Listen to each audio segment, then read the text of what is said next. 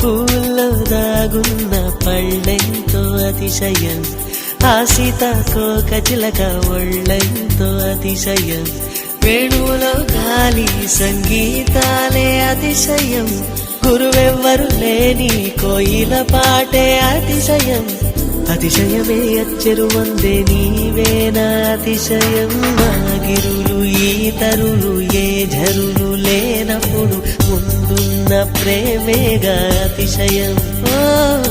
16 ప్రయాణ పరువల్లో అందరికీ పుట్టేటి ప్రేమేగా అతిశయం.